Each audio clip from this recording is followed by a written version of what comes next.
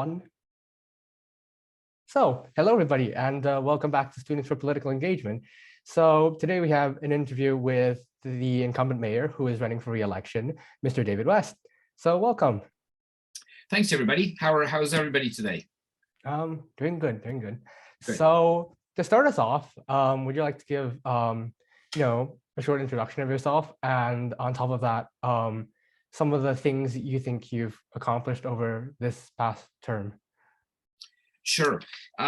So I was born and raised in my early days in Maple, which is just a little bit west of Richmond Hill. But starting in grade 9, we all went to Langstaff High School. So I feel like I've been kind of a part of this community for quite some time now. During that time, I actually ended up meeting my partner, who I've now married. Her name is Michelle, and we live in Richmond Hill, and we have our one son who is a little older, just graduated from university. So we've had roots that have been very deep in this community for quite some time. We ran a very successful family business here for many years, actually, and had the pleasure of meeting many of our clients from Richmond Hill over the years. During that time, as an engaged citizen and as an active volunteer, I volunteered a lot in the community. And I think it was probably during that time that I really started to develop a real passion for this community and all that it has to offer and all of its potential.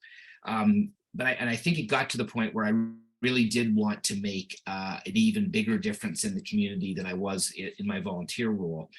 So in 2014, I was appointed to be on council, and I've been there ever since. And I was elected in a by-election in January to take over for our late former mayor, Dave Barrow, and have been honored and privileged to be in that position ever since. So I think, over the number of years that I've been on council, we have accomplished a great deal. In the short time that I've been the mayor, I think we have been able to make some progress. There's a number of things that have happened. Right now, we're in a time in Richmond Hill where we've really have started to come together with a number of different new policies and plans and renewed kind of vision for our community going forward.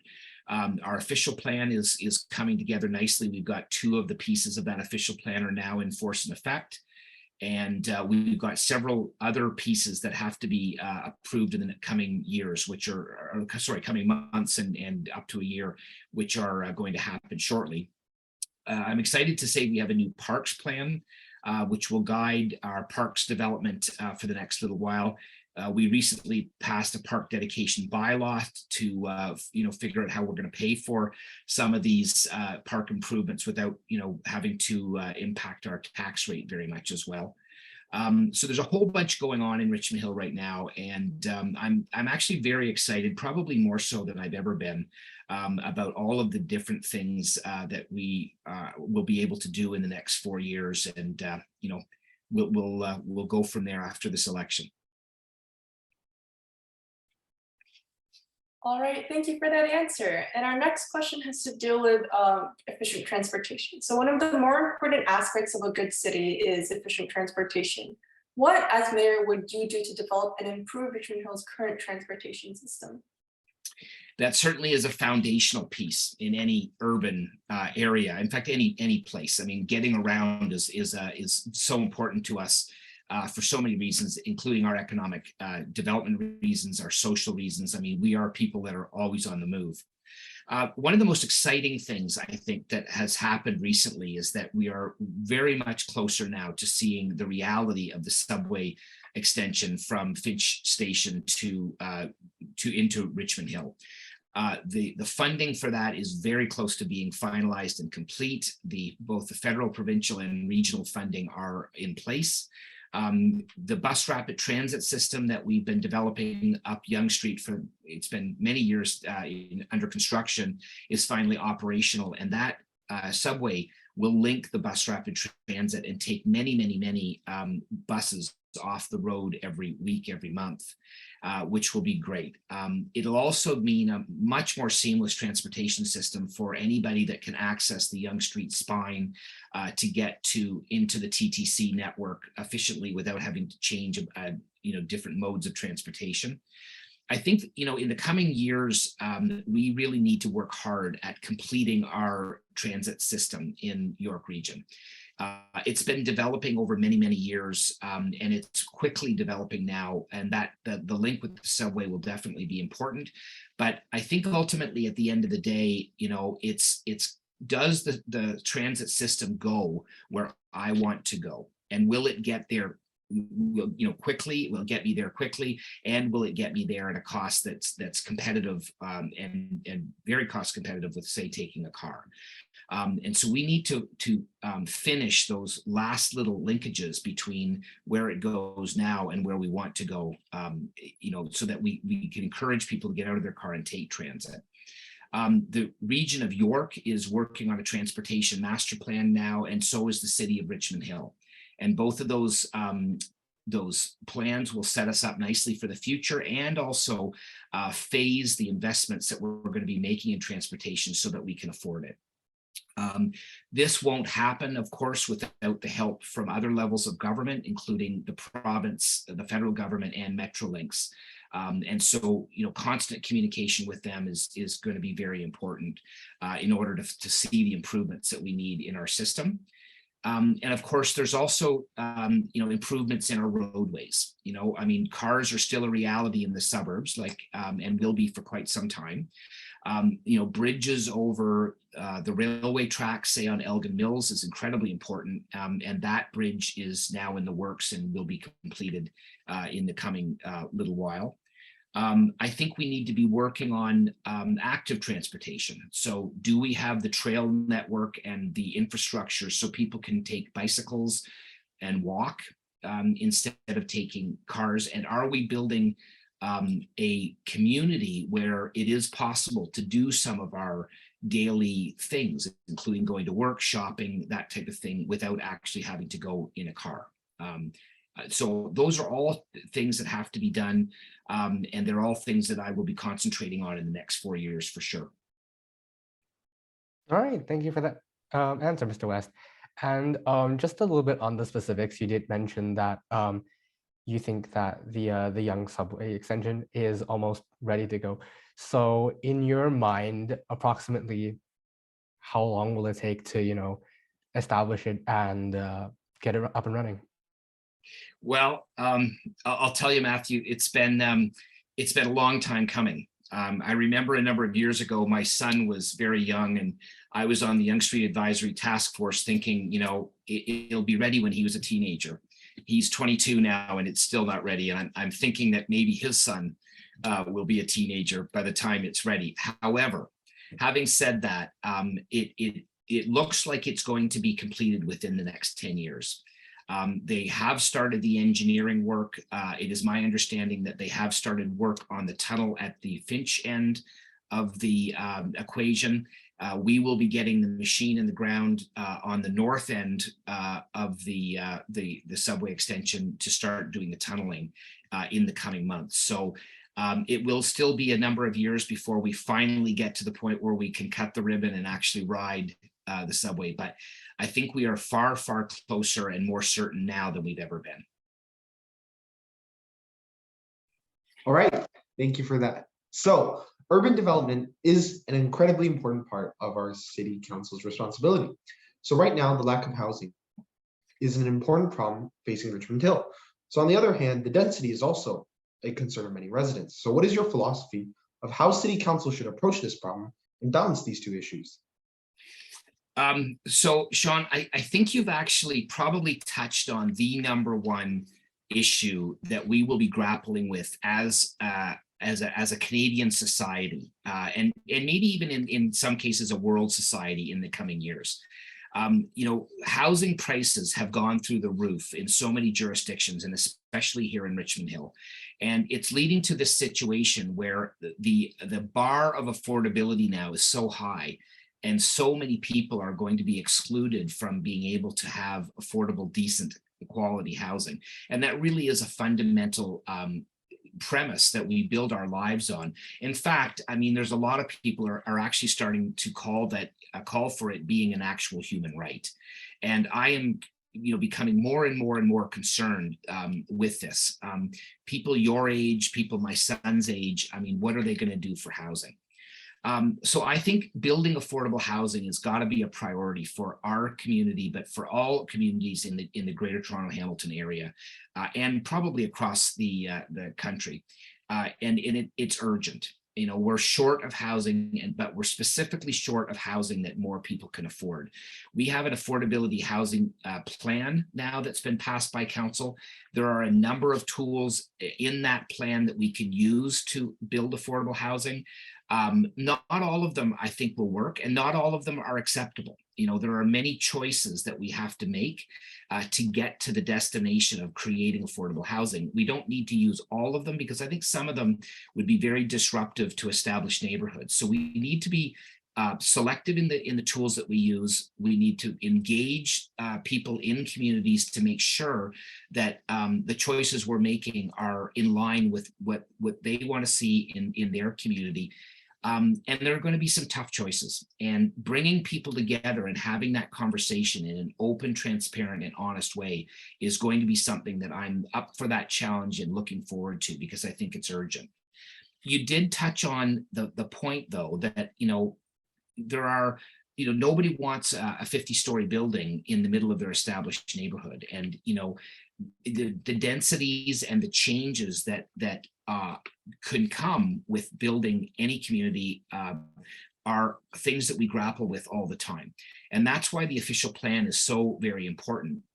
We need to come up with a plan that works. It's cost effective for us as a community, and it allows us to build the density that we need without disrupting established neighborhoods, which are very important to the character of our community. So I think that it's a good question. It's not an easy task, but I'm absolutely committed to doing what we can to make that balance, right, between density, affordability, and keeping what people value about our community in Richmond Hill. Okay, thank you. And I think a follow up to that. I think in your mind, do you think that you have a preference of how housing is developed, such as the density of the housing or the location of how the density is dispersed, things like that? Yeah. So Richmond Hill, one of the key features of Richmond Hill as a community is that we are a pretty compact community, and we have Yonge Street, which is, arguably the spine of Southern Ontario, going right up the middle of our community. Most of the density that we're going to see in the coming years will be huddled along the corridor of Yonge Street. We have other major arteries too, but the density potential for Bayview and Bathurst and some of the east-west corridors like Elgin Mills and Gamble and so on. I mean, there could be some intensification along those corridors, but they're not the primary corridors. The primary corridor of Yonge Street will see the most. And our official plan has always, in my memory anyway, guided development. And it makes sense. I mean, you've got transit investments that are up in that area. You've got the potential for creating a slightly denser community in there, so we can have walkable communities. We can have a range of commercial opportunities for people, like restaurants and great shopping and that kind of thing, all in that kind of corridor. But the density potential within the neighborhoods that are east and west of Yonge Street in those established neighborhoods is a lot less. There are some gentle density options that we can probably put in there that will help to create different forms of housing, but you're not going to see the high levels of density in those neighborhoods. I would not be in favor of that. That would disrupt the character of those neighborhoods, and it's in my mind, it's not acceptable. But having said that, there are some pockets and some areas where some gentle density could be achieved. But I think we need to have the conversation with our community about that. And through the official plan process, we have begun that conversation in a significant way. All right, thank you.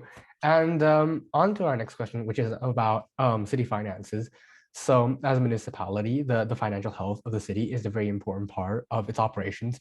So what have you done as mayor, and what will you do to ensure that Richmond Hill is on a good financial grounds while at the same time providing the same or improved services? Yeah, that's also a very foundational question. I mean, everything in a municipality starts with the budget, right?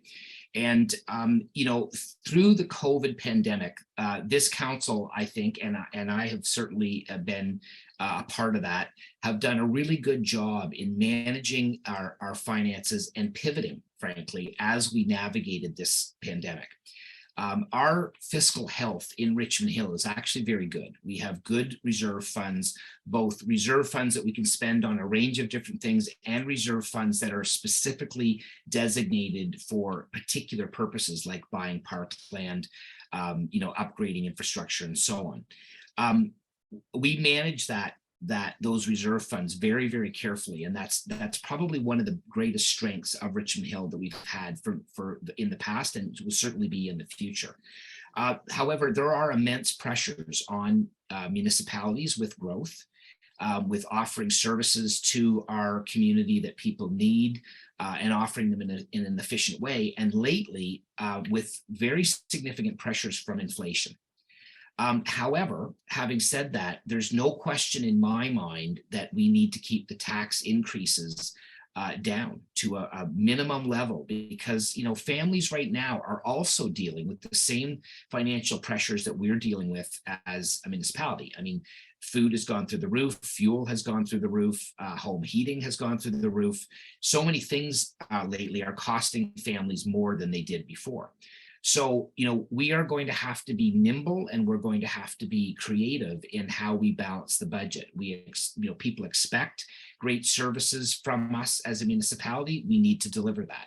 But we also need to be very cognizant of the taxpayers are also feeling the same pressures, and we can't be raising taxes significantly in order to pay for all of that, because families are under the same pressure that we're at. We have, as a council, done a lot in finding efficiencies, and I think we've done a really good job at that. And that's an ongoing process that will happen all the time. But I think that we need a real balanced approach to our budgeting, and I'm absolutely committed to making sure that continues to happen. All right, thank you for the response. Just as a follow-up, do you think that the city will anticipate any future tax raises? It's hard to say, Sean. As I said, I think if we may have some small tax increases depending on the choices we make in this next budget.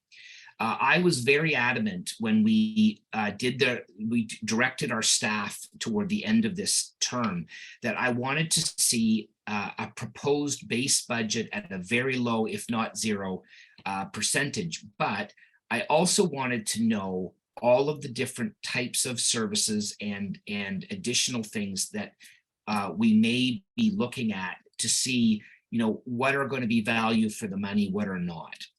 At the end of the day, you always want a lot of different things. Whether we can afford all of those different things, that needs to be a conversation that the new council will have. And one of the things that I would like to see us getting back to, that we have not done as good a job in the last little while as I would like, and part of that has to do with COVID, is actually going out to the public and saying, this is what we're proposing in the budget. These are the things that we need to think about, whether we want to add as services or not. What do you think? And I would like to see much more engagement from the community, from the Richmond Hill Board of Trade, for example, some of our business groups, the Richmond Hill Vaughan Markham Chinese Business Association, to get a sense of, making sure that we as council understand what the priorities are. I mean, we're in this for the benefit of our residents. We also need to make sure that we understand from residents what it is that it is important to them. And I think that's changing. There are things right now happening in the world that were not happening a few years ago. So I think it's a good time for a check-in. Right, and I think you mentioned in that you think there could be additional input for additional services. So I was just wondering, are there any services that you personally think that the city could, add to its collections of services that it provides Yeah, I mean, people really value parks and open space and recreational potential. As I mentioned earlier, we just passed a new parks plan.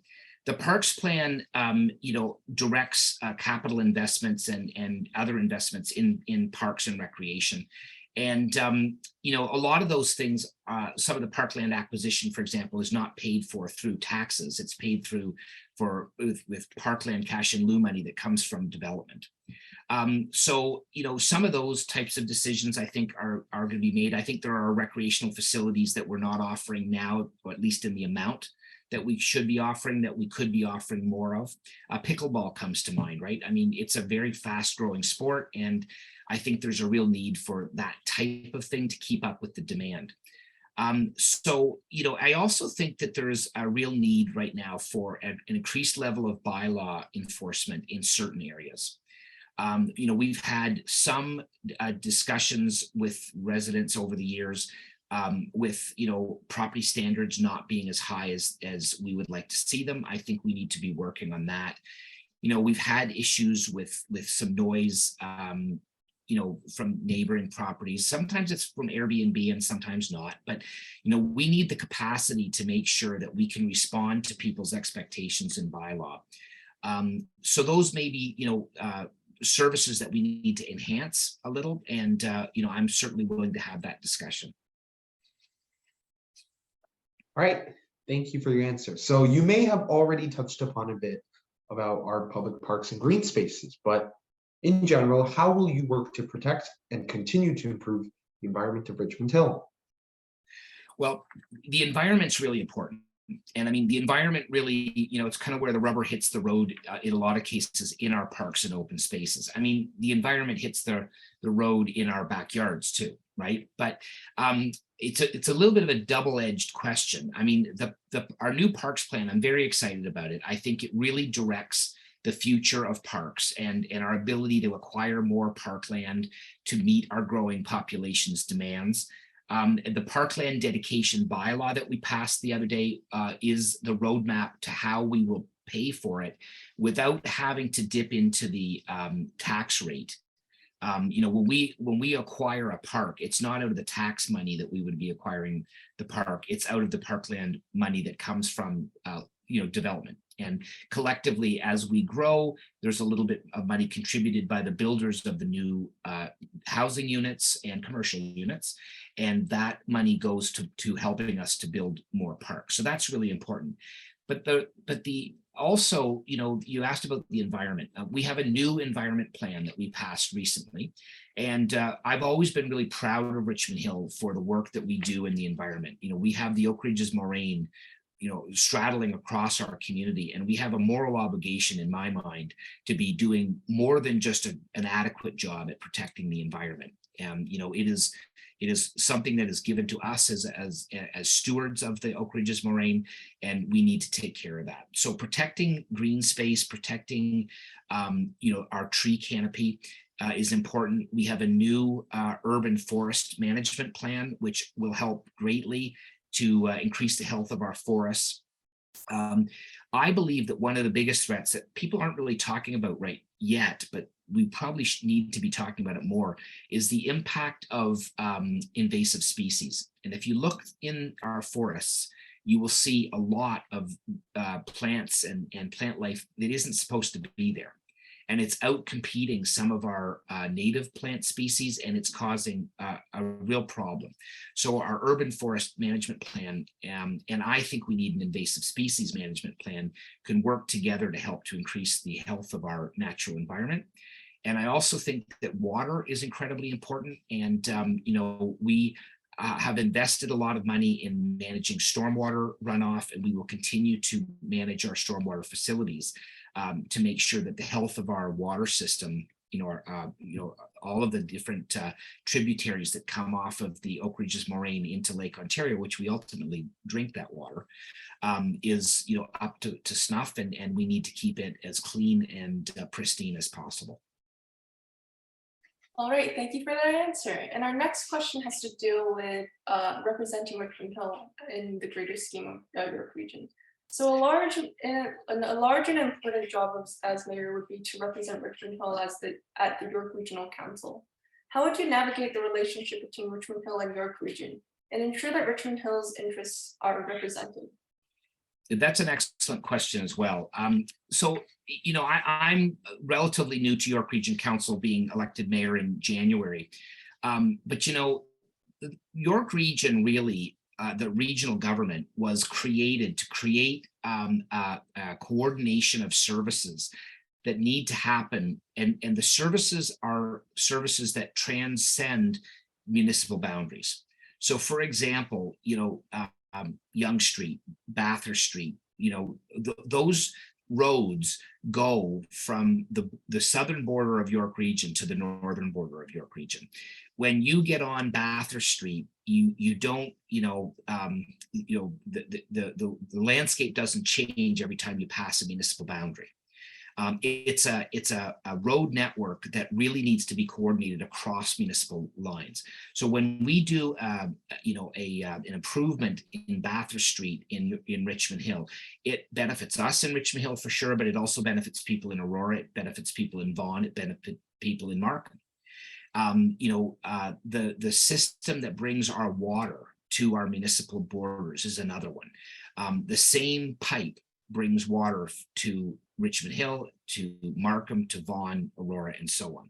So investments in infrastructure like that benefit us all. It's not a either or relationship. It helps all 1 million plus people living in all of York Region.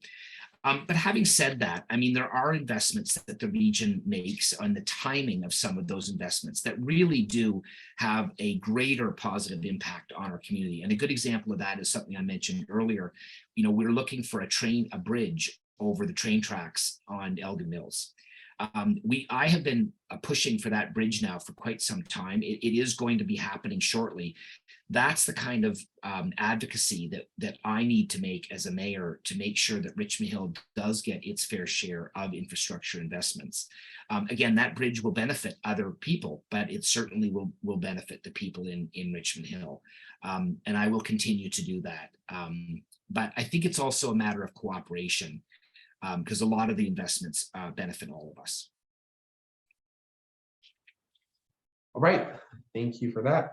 So speaking of the people of Richmond Hill, although it is a regional responsibility, an important part of a livable community is community safety, of course. So how will you as councillor or mayor maintain and improve community safety in Richmond Hill? Yeah, that's so when I think of community safety, two things immediately come to mind, right? There's road safety, which is becoming, more of an issue, over the last little while. I mean, there seems to be a little bit more distracted driving than we would all like to see. Speeds sometimes are, exceeding what they should be in terms of the speed limit. And, we need to make sure that when people are on the road, and not just cars, right? I mean, bicyclers, pedestrians, you name it, are all able to use the road system safely. The primary responsibility for that is the York Regional Police, and they need to be resourced properly to make sure that road safety is to the highest level that it possibly can be. Also, road design needs to be such that we're designing roads so that they are safe.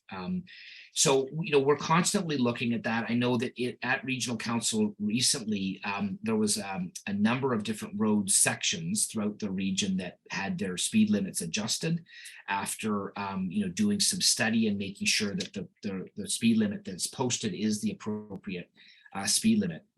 In Richmond Hill, a couple of years, about a year or so ago, I put forward a motion for our staff to do a traffic operations study.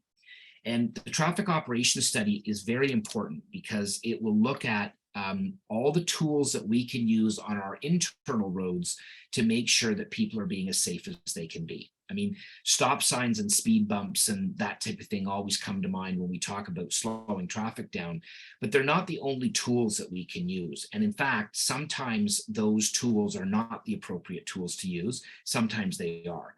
But I think Richmond Hill needs to be more proactive on the tools that we have available and our willingness to use some of those tools to make sure that our speeds are, safe and that our roads are as safe as they can be. The other part of community safety is crime. And, unfortunately, over the last 9 years that I've been on council, we have seen an increase in certain types of crime, car thefts being one of them, break-ins being another.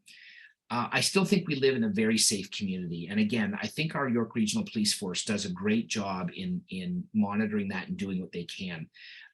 But we really need to get a handle on that. It's not just a Richmond Hill problem. It's definitely happening in other places as well. But we need to make sure that the police are properly resourced and that they're putting the proper amount of resources to look into and address some of those issues. So that's certainly something we can do. Just one last note on that. I know the Neighborhood Watch program is implemented in a number of communities in Richmond Hill. I'd like to see it implemented in many more communities. I think it's a great way for citizens to take a proactive approach to crime. And the police have been fantastic at helping to get those associations set up. They're willing to do, analyses of people's homes if they wish to see, how they do in terms of their vulnerability to certain types of crime. And I think we need to get the word out and get those neighborhood watch associations up and running as well. All right, thank you very much, Mr. West. And our next question is on the powers of the mayor. So, as you may know, the Ontario government recently introduced new legislation to give more powers to the mayors of Toronto and Ottawa. So would you support similar powers here in Richmond Hill? Well, it's my understanding that it won't be a case of whether I would support it or not. If it's going to happen, it's going to happen. The provincial government has, it's my understanding that they've passed it for Ottawa and Toronto. And it is my understanding from speaking to various provincial sources that it will likely be implemented in other municipalities, including Richmond Hill, in the coming months or year or so. I have some concerns about the legislation. The premise of this legislation is so that we build more housing. I don't really see any direct connection between the powers, the additional powers for mayors that they're proposing and building more housing. I've talked to a number of my colleagues at a recent conference that we had in Ottawa, and most seem to agree. I also have concerns. I guess my approach has always been very much a collaborative approach. So regardless of whether the mayor has a veto or not over certain things, which we're really not clear on yet because the regulations at the provincial level, as far as I know, have not been finalized. Let's face it, right? The best way to come up with a decision is to collaborate, come to an understanding, perhaps maybe make some some compromises here or there, and maybe even get some ideas from others that you didn't really think of yourself, but are great ideas, and add those to the mix, and then come up with a decision, and it's unanimous. I mean, that's the whole art of politics. And when politics is working at its best, that's what happens. I've seen it many times, and I will continue to act in that way to make sure that we can get to that place, being as collaborative as possible. So, when the final details of this legislation come out, I'll probably have more specifics to talk about. But at the moment, I'm just not really sure that I understand the benefit of this strong mayor's power versus what they're thinking the benefit should be. But I guess, Toronto and Ottawa are going to be the guinea pigs, and then, we'll see what happens in the rest of Ontario. Thank you. And this brings us to our last question. If you were to be elected as mayor, if you were to be re-elected as mayor, what would be the first issue you would try to address? This is a little bit like telling me to drink only one water molecule from the fire hose. I think, the best way I think I could answer that question is to say that one of the very first tasks that the new council will be charged with is to come up with a budget. Our budgets are usually passed in January or February, or at least the early part of the year. We've done some preliminary work at the end of this term of council, but the real decision-making and finalization of the budget will happen in the first couple of months, and it is a big process. The budget is fundamental. I remember one of our financial services staff saying, and this is always stuck in my mind, you know, the budget's a big document, it's full of numbers, it's very confusing and all that kind of stuff. But at the end of the day, he said, and I agree, that the budget is really just the fiscal expression of our values as a community. So what that means is, you know, it's kind of like the budget is where we put our money where our mouth is. If we say these things are valuable, they need to be invested in, that's what we put the money towards. And I think that will be a real test for the new council. And I suspect we'll have some new councillors, some maybe not so new councillors. But we need to sit down right away, come to an understanding on, you know, what are they hearing from their residents that they represent? What can we do as a budget, as I said, to keep the tax increase as low as possible, to maintain the services that we need to offer people, and come up with something that's fair and equitable and balanced. And I think that will be the first thing that we'll do. It is not usually the most fun thing that we do, but it's fundamental to everything else that we do after that. So I think when you start a journey, you need to start at the beginning. And I think that that's probably the beginning. All right, that concludes our interview. Thank you so much for coming and taking your time, you know, out of your day to talk with us. Well, thank you, folks, for doing this. I was very impressed when I first talked to you in the by-election. I think it is really inspiring to see young people so engaged in the municipal process. And, you know, it gives me hope for the future, because with only 30% of our electorate voting, it gives me some cause for optimism to think that if young people started voting in large numbers, we would get that number of 30% way higher than that. So thank you for doing what you're doing. All right. Yep. Have a great day. Thank you. You too.